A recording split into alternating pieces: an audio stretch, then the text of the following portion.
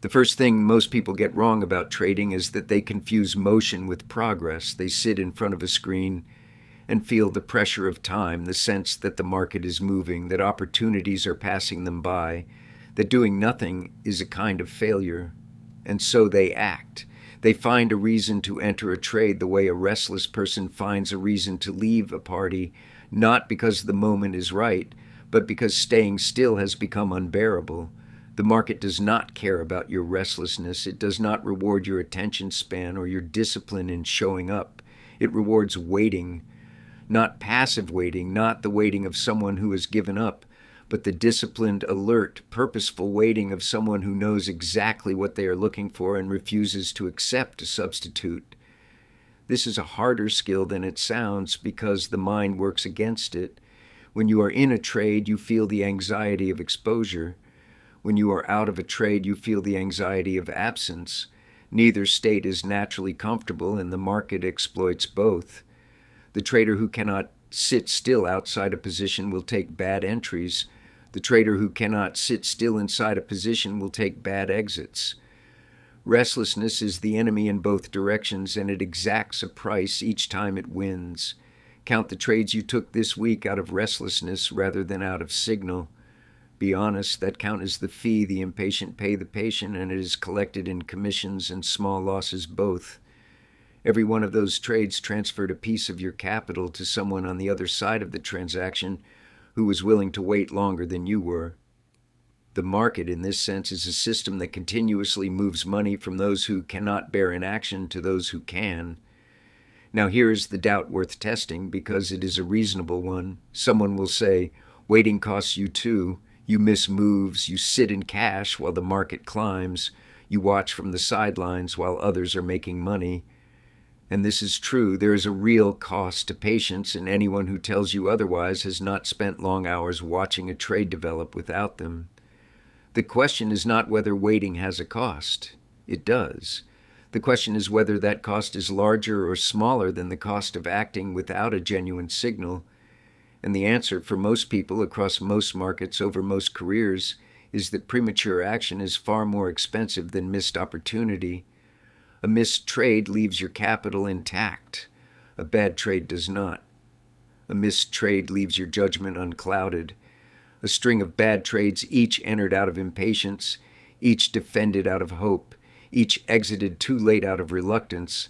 That is what breaks a trader, not the moves you didn't take, the moves you took when you had no business taking them. There is a subtler damage too, one that does not show up immediately in the account balance.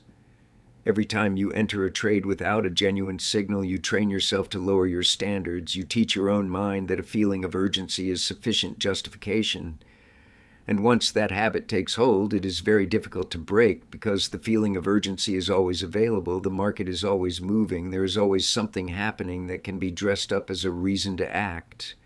The trader who has learned to treat restlessness as a signal will never run out of trades to take. They will also never run out of losses. The discipline then is not complicated in theory, though it is brutal in practice. You wait for the genuine signal. You sit through the discomfort of inaction. You let the bad setups pass. And you do this knowing that most of what the market offers on any given day is not meant for you. It is bait. And the most dangerous thing about bait is that it often looks exactly like opportunity. There is a common confusion that runs through almost every trading account ever opened, and it is this, that doing something is better than doing nothing. The market will cure you of that belief, but it charges a high tuition, and most people pay it many times over before the lesson settles. The market does not know you are watching. It does not care that you have been patient for 3 weeks, that you have done your preparation, that you have a clear thesis and a sensible plan. It moves on its own schedule entirely, and it will test your patience not once but repeatedly, not gently but with a kind of indifference that feels personal even though it is not. The waiting is not a side condition of trading. The waiting is the work. The action, the actual entry, the actual trade is almost the smallest part of the whole undertaking. And yet nearly every trader inverts this. They spend the least time on the waiting and the most time on the doing, because doing feels like progress and waiting feels like nothing at all. It is not nothing. Every hour you hold still while the market is unclear, while the picture has not resolved itself, while the signal is ambiguous, that hour is an hour you did not hand money to someone who was more prepared than you.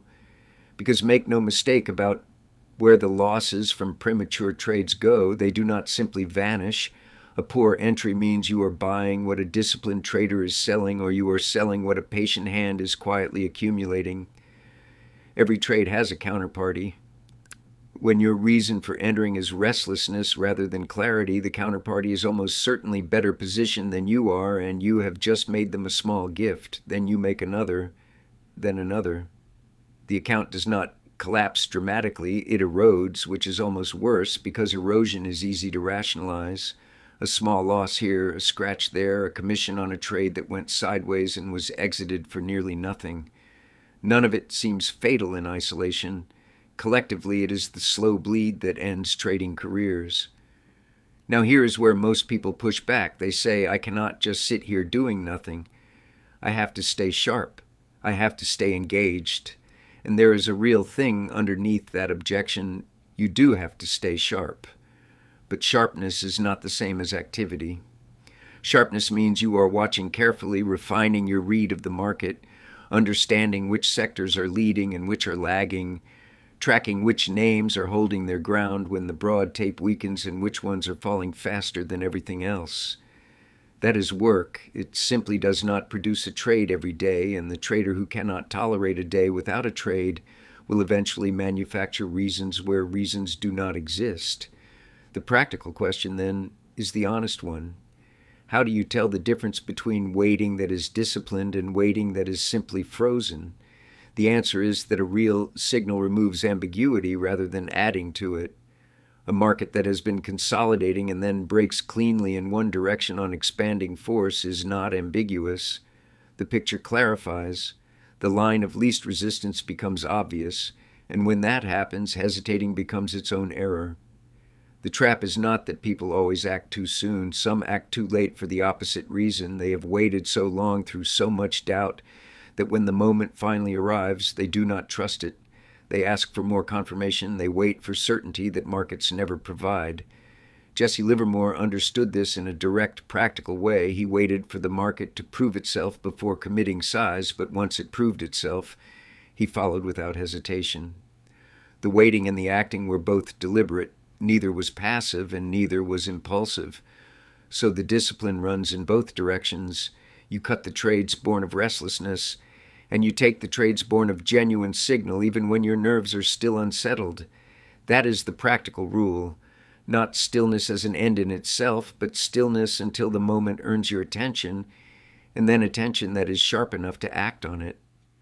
There is a stubborn confusion at the heart of trading that costs people more than any single bad decision ever could.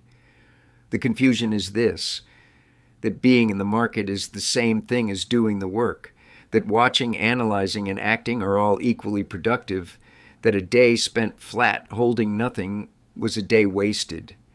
This confusion is not a personality flaw. It is something the market itself seems to encourage, because the market is always moving, always presenting something that looks like opportunity, always whispering that the next minute might be the one you are waiting for.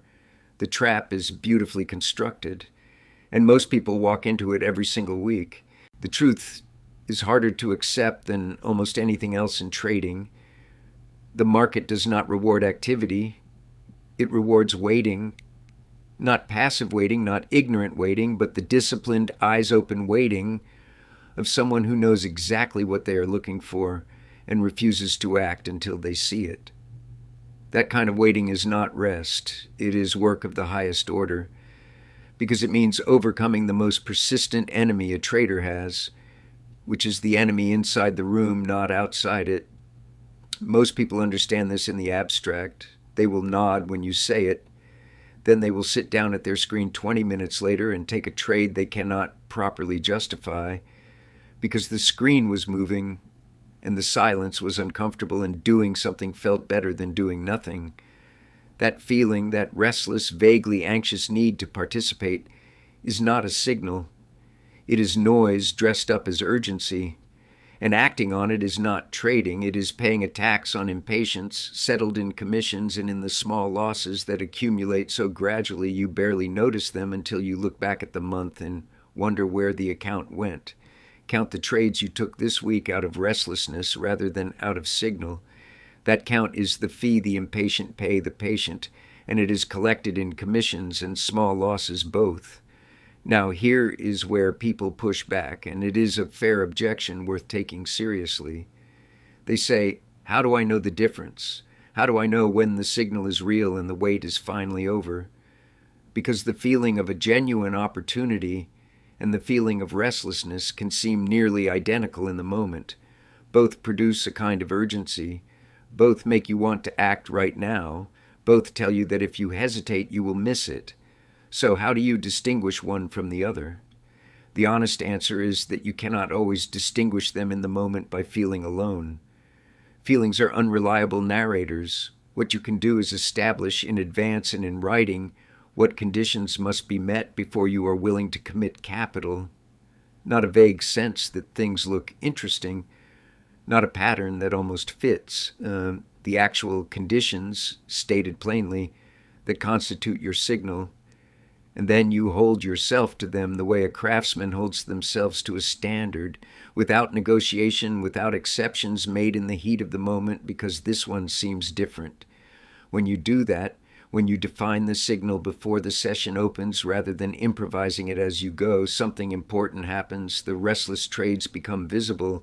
They fail the checklist before you even place them. You can see clearly and without sentiment that you are about to act on impatience rather than edge. And sometimes that visibility is enough to stop you.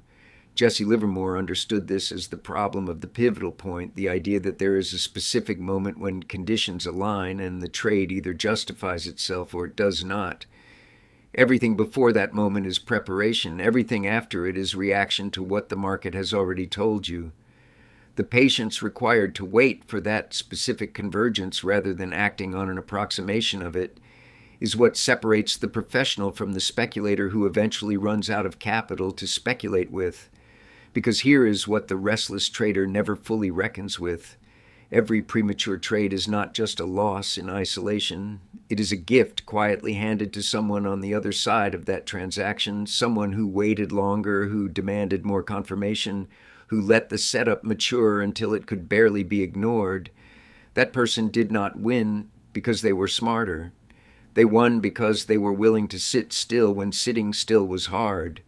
They won because they treated their capital as something precious enough to deploy only when the odds were genuinely in their favor and not a moment sooner.